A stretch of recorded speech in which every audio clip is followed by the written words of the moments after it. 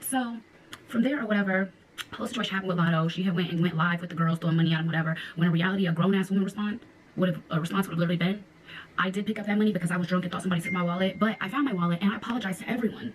I made a mistake, a drunken night. I'm sorry, but no, she didn't take accountability. She literally decided, let me be the evil bitch and, you know, try to get everybody to go against this girl. I don't know what the bitch has against me. I have no idea, to be honest.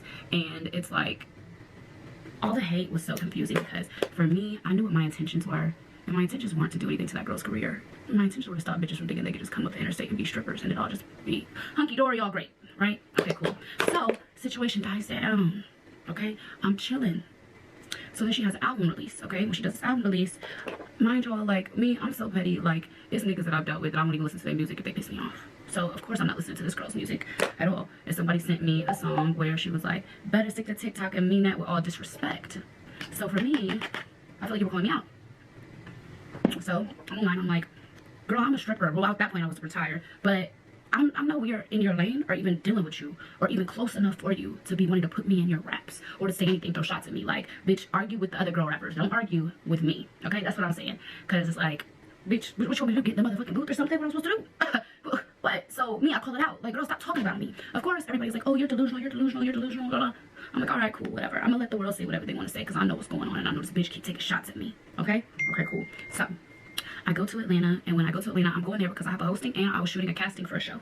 Okay, so before that, a week before that, I did a chemical peel through a company that I was collaborating with, and after the first week, I wasn't getting the results that they were expecting me to on their regular, you know, time frames for what this is. So I'll take a pregnancy test. I'm pregnant as fuck, as in beyond the 6-week mark. And to be honest, this is why I speak so highly on Roe versus Wade, because this was a time in my life where these laws affected me. They really did. So anyways, when my collaboration that I was doing, my face wasn't giving the results it was supposed to be, but it was my fault because I didn't know I was pregnant. So I didn't want to ruin this person's business and people think, oh, her chemical peel isn't going the way it's supposed to go because that shit don't work or something like that. No, it was because bitches didn't know I was pregnant until it was too late.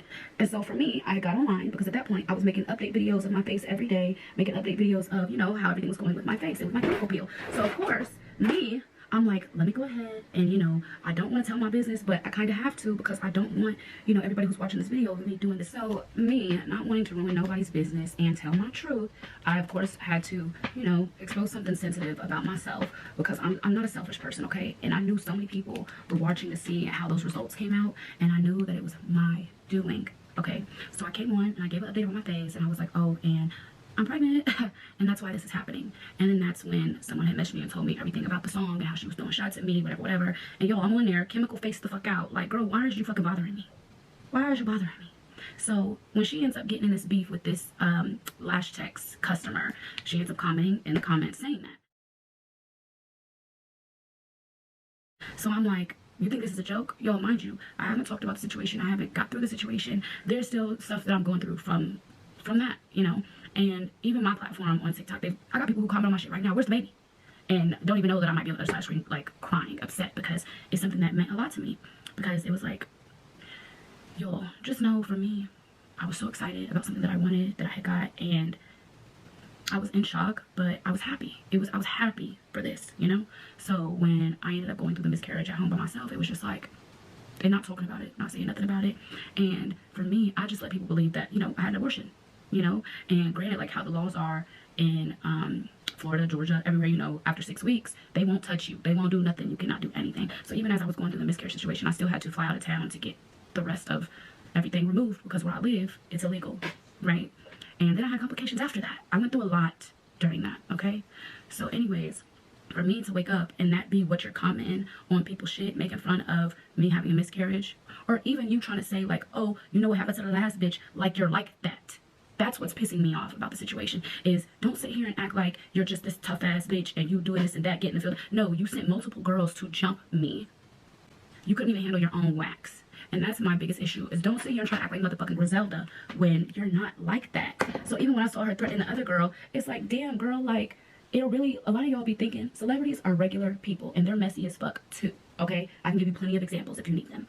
They are messy as fuck. Okay. Messy. You would think, oh no, they're focused on the music. No, they're messy as well. Messy as fuck. So for me, of course, now the story's coming up again, everybody is like, oh, well, this, that. No, y'all not understanding. This started in September 2023. That's when she threw her party at the club and picked up all that money from them girls. Me, just trying to give, you know, a little story for my vlog so the girls who are watching wouldn't run down the interstate and shake their ass, turned into a viral story, okay? And that viral story has turned into a beef that, to be honest, I didn't even think was going to happen, okay? And that's the thing. It's like, when Chad had called me that day, I said, no, my intentions aren't to hurt her in any way. Like, I was just dancing for the girl. I don't got a problem with her. Like, damn, I was just talking. But I know that me talking sometimes will get me in some shit. I know that. But guess what? I got freedom of speech, and nobody can take that away from me. And I will talk as much as I want to. If you don't like it, don't watch it. So it's like, for me to see this, it's like, around the situation when she dropped her album, I went on and I was like, girl, are you mad because my homegirl been fucking your man? And then somebody commented from a page that said 21 Savage. And I said, I know you a spam page, but how my friend taste? You know, like me, I'm popping shit. I'm not gonna hold you, I was popping shit. Because for me, bitch, why do you keep fucking with me? And it's like, you don't know, and I know. And I will tell you and let you know and break your heart. You get what I'm saying? So for me, it was like, girl, leave me alone. Because at the end of the day, for her to randomly put me in a song, that's when I'm thinking she must have found out that he was sleeping with one of my homegirls or something. Like, what is it? Why does this girl keep fucking with me? Right? And so everybody in the world is like, no, she's delusional, that she don't even know you. She blah, blah, blah. I'm saying, like, that girl don't ever gotta acknowledge me a day in her life. I know what the fuck is up. She does too. But when you go on somebody's page and you comment, you know what happened to the last girl who spoke on my man and got beat out of a club in Atlanta. Okay, so what, did you just confirm that 21 Savage is your man? Because that's the only man that I ever spoke on when it came to me and you beefing. What are we talking about? So it's like, really what it is you sitting here, and I think, you know, you're a normal person. Shit can get under your skin. You can go back and forth with people all day. But it's like, when you're in the situation that you're in with a maybe or maybe not married man, and you comment some shit like that, now you bring people to me where they're like, hold on, what man did you speak on? What man was you speaking on back then? And yeah, I was speaking on Savage. And the thing about it is that I had knew him and multiple people in his group before I ever met Latto. There was one time when I first moved to Atlanta where, like, Savage had pretty much, listen, it was nothing. It was nothing. It was absolutely nothing.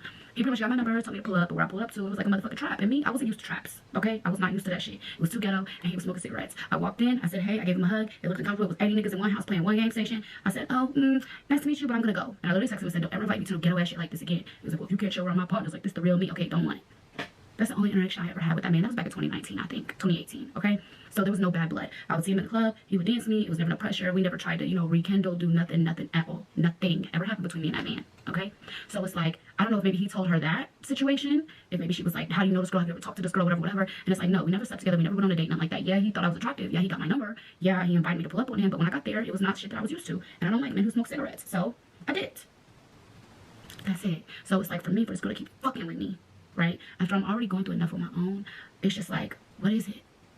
What is it? What's the problem?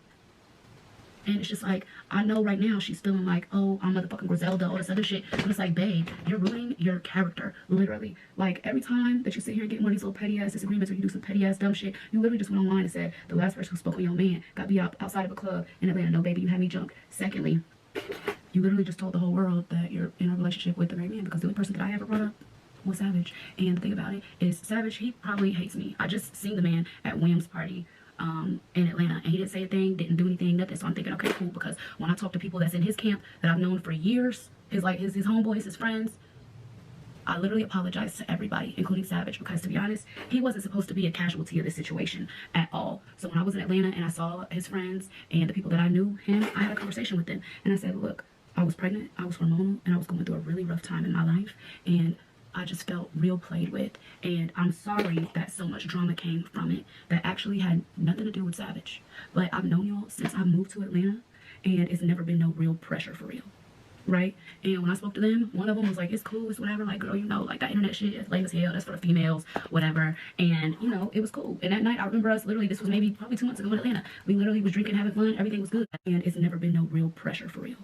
Right? And when I spoke to them, one of them was like, it's cool, it's whatever, like, girl, you know, like, that internet shit is lame as hell, that's for the females, whatever. And, you know, it was cool. And that night, I remember us literally, this was maybe probably 2 months ago in Atlanta, we literally was drinking, having fun, everything was good. I'm literally with the whole Savage gang and the owner of this club that I was, you know, used to work at. So everything seemed like there was no pressure at all. And so for me, now, I'm like, you're antagonizing, you're poking a bear, because the situation was done until you decide to come online trying to make fun of a situation on some older ass bitch that said this, babe, you're about to lose your man, because you're talking too much now. You know what he got going on, and you just talking. And it's like, now at this point, you're bringing bad publicity, because you the one who on the page and said the last bitch spoke on my man. I'm the last bitch, and that's who I spoke on. And yeah, exactly what you said happened. I got jumped outside of a club in Atlanta. So for me, it's just like, I hate how the situation is going because my beef was never with Savage, never with none of his people, and I've known them for years. Of course I feel bad that I look like a messy ass bitch. Of course I feel bad that people who literally watched me grow, literally, you get what I'm saying, are now stuck in a situation because that's his bitch and he gotta defend her, he gotta do whatever, but they know I'm good people. That's the problem. You know what I'm saying? Y'all just started dating maybe 2-3 years ago. Okay, cool, whatever. I've known these people for almost 6 years now. They've watched me go from little G-All, little Courtney to big G-All. You know what I'm saying? They've watched me year by year work up. And so to have a bitch like you, who's supposed to be this big star and this big rapper, all this other shit, to be beefing with me, you would think it would be beneath you, right? And I guess that's why you don't ever reply or say nothing, but you do shit, sneaky shit in the background. So it's like, now I've been calling it out. But when you made that comment on that girl's page, that's where you fucked up, because you confirmed everything I've been saying for the last 2 years, which is that you keep on fucking throwing subliminals. You keep fucking with me. You keep saying shit to me. You keep saying shit about me. When in reality, I saved you by not speaking on my miscarriage when it happened. Because back when it happened, how emotional I was, you better pray to God that my mother asked me not to say nothing about it. She said, Courtney, I don't think that you should do it. I think that you should handle it in private. And I respected that because my mother told me to. But now that you think it's funny, now it's, oh, the last, I want you to stand on what you did. So if you, right, if somebody who spoke on your man got jumped and that resulted in a miscarriage and you're standing behind that and you're using it as a threat towards other bitches, I want you to stand on it in every aspect. I want you to stand on it. When I go file a lawsuit, when I go, because at the end of the day, people don't understand how the law works. The timeline matches up. Everything that happened, there's a timeline. There's a timeline, and there's a jury and a judge that'll be listening. They'll be willing to listen to it. Okay? And you might not notice about me, babes, but I'm in school to be a lawyer. So, of course, I know everything I'm talking about. I know everything that's going on. As soon as I got jumped, there was no proof. Yeah, I could get names and stuff all day, but nobody was sitting here talking about it. Yeah, one of your friends made a video, and that's a part of my timeline, too. One of your friends that was there, one of those who jumped me, that was like, oh, if one of my friends fight, one of my friends got a problem, we all, yeah, I saw all that. And it's all literally sitting in a file in my lawyer's computer waiting to be used. And what you just fucked up is you just literally exposed yourself within my 2-year jurisdiction. So I will see you in court, babes. I'm gonna show you my hair and makeup, and then we out this bitch. Anyways, y'all, I had to finish my little curls because I wanted to get them together, but the moral of this whole story is these celebrities that y'all think do no wrong, they're motherfucking petty and weird too, okay? They are petty and weird. I don't know why she will comment that and boast about it, and that's my biggest problem is you might think it's funny because, oh yeah, the last bitch who played on who said anything about my name did that, they asked me at Atlanta, but what you're not saying is that that fight resulted in me having a miscarriage and me having a lot of, you know, mental issues from that. And when I say mental issues, I mean just being, you know, hurt, you know, going through that. And it's one of those situations where you don't know what you have until it's gone. And when it came to me being pregnant, you know, my son is 11. I haven't, you know, had any more kids. And this was the first time I was pregnant. I was excited. And I was, you know, really thinking about going through with it. And that was taken from me. So it's like, at the end of the day, these people that we make famous, these people that we give platforms to, these people that we think are just, you know, the best people in the world, you gotta have a good character about yourself too. And at the end of the day, I know a lot of people feel like, you know, some people support me, some people support, you know, her side and everything, but it's like, think of this, right? This is what I want you to think about. If you were pregnant, right, think of all the people who can't have babies. Think of all the girls who can't, you get what I'm saying, have kids. Think of the girls who have went through miscarriages just because their bodies couldn't hang on to it, you know? And for me, it's just like, I think all lives matter, but I got to hear my baby's heartbeat, and for me, that was when my mind was kind of like, what the fuck are you gonna do, girl? And instead of me being able to make an adult decision, that decision was made for me, all because of somebody wanting to not be accountable for the things that they do. All of this started, look, I want you to hear me when I say this. All of this started because this girl had a drunken night out, went to Magic City, threw a bunch of money, and picked it up as a known celebrity. And you don't think that anybody is going to say anything about it. Even with me, I have multiple, like, you know, vlog pages. I vlog. I'm a vlogger, you know? And for me, I feel like I'm very transparent. And when I make my videos, I give people, you know, of course, some entertainment, but also so people know, like, you're not alone.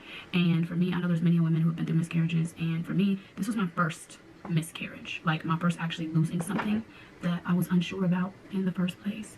But after that situation happened, I could definitely tell you that I regretted it. I regretted everything. I would have much rather kept my baby than beefing on the internet with a bitch that don't hold no weight in my life. And it was a lesson learned. And for me, I just want people to see that no matter how famous somebody is, they are human and they do have feelings. And I realized that about her. And that's exactly why I spared her just the same. I spared her just the same as I spared the whole world from knowing about my miscarriage situation. A couple people knew. but I didn't speak on it because I didn't want to hurt her career. I didn't want it to go that far. I really didn't. And I know how big people are when it comes to pro-life and when it comes to the, abortion laws and, child rights. And I just knew that could be a whole nother demon that I would be bringing into this internet beef.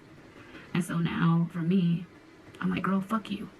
If you can laugh at my pain, then I can inflict yours. Anyways, like I said, if somebody can laugh at my pain, which is something that I'm still dealing with, then we can all laugh around this bitch. But what I want everybody to understand is that I've still been struggling with this. Everybody's like, oh my God, why is you crying online? Don't let her see you crying. Listen, I'm a real ass bitch. I'm transparent. That's how I felt talking about that situation. That's how I get, because I'm still not over it. But anyways, I love you all.